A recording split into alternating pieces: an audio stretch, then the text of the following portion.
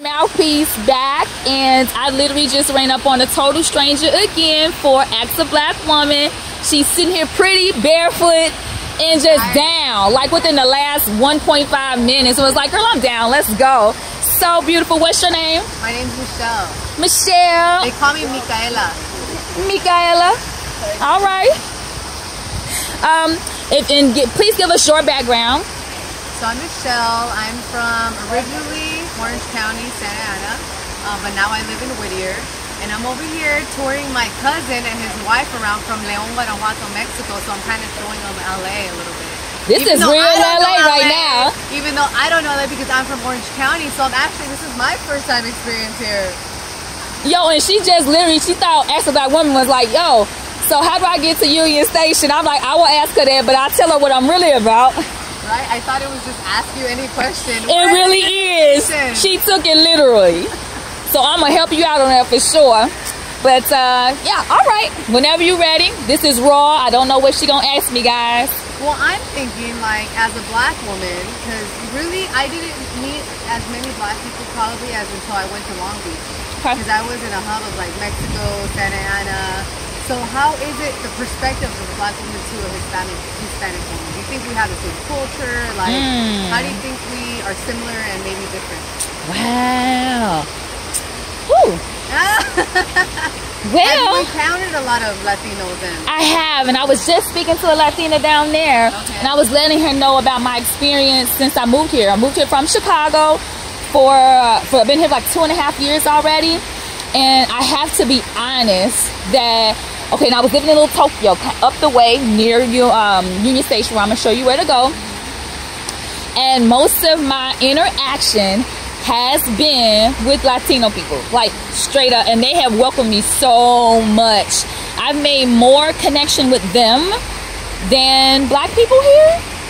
That saddens me a lot because naturally when you move to a space, you're gonna look for people that look like you, and you almost put an expectation that there should be some kind of connection of some sort. And so for the most part, since I've been here, I haven't gotten that from my people. And it's been fantastic, like especially in Boyle Heights.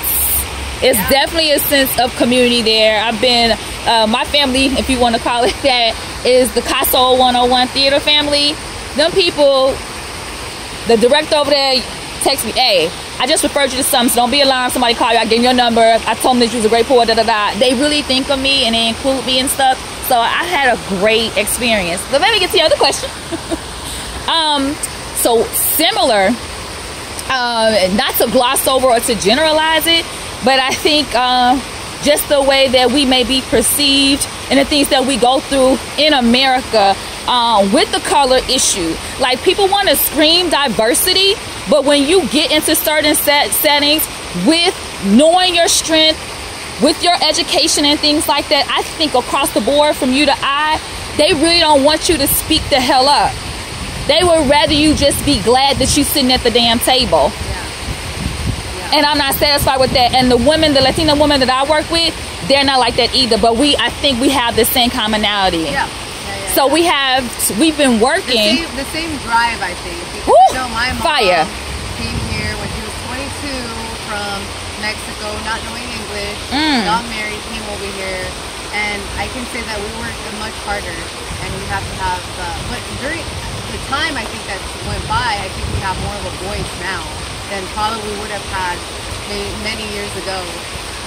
So now we can fight a little bit more, advocate a little bit more for us, not only being minority but also being a woman. Absolutely, it's like two things we have to contend with. I always hit a glass ceiling every time in my job, you know, everywhere I go. But the good thing about here is that you can always advocate and always you know, stand your ground, and I think that's what maybe we have in common. Oh, it's a lot in common. The voice that we have now. Yes. We actually have a voice. I just came from Cuba, okay? A lot of people over there don't have a voice. Women, men, everybody, and it's so different. And so I appreciate now coming back. I'm like, wow, we have it so good here. Perspective, you're right. It does take leaving here to put your mind back where it is. And especially when I think about my ancestors, there have been leaps and bounds to what I'm able to do, but it's like feeling like, oh, I feel like I can do so much more, and then having someone literally make you feel like you gotta pump your brakes, you're doing too much, or you just be glad you're here and then work it. But my white counterparts, male counterparts, they don't have to scale it back or tone it down. They're encouraged to be aggressive, especially a black woman. If I'm aggressive, bitch is the label that they give me. Not tenacity, not go get them. It's like, well, damn, slow your roll. And so the Latino women I work with, they create their spaces. They're like, no, we're not gonna beg you. We're gonna create our own space. Anyway, I'm going in, girl. You just riled me up. Oh, I know. I'm all about that. I'm a social worker, so I'm all about you hit the button. You hit the button. Yo. I'm all about equal rights and everything and social justice. But, you know, we're never really going to get there. I think it's just about the process and about treating people with love and respect. That's what it's all about. I give people what they give me. Like, my thing is, like, giving me a chance. Don't, like, have this concept of what you think I'm about before I get in the room, or what you're going to serve me or allow me to do. Like, okay, she's going to be here. She's at this spot, but this is it. And I can tell that. I can sense that. Ooh, and I don't like it. Anyway, but you asked one other question. What don't we have in common, right? I mean, the difference. The differences. It's so interesting because I feel like I've been in a space of love and acceptance from them. I haven't had a chance to like see anything that was like a division that makes me feel like, okay, that's where the line is. I knew it was there, but I can't say that I felt it yet or sensed it yet. No, something to define it.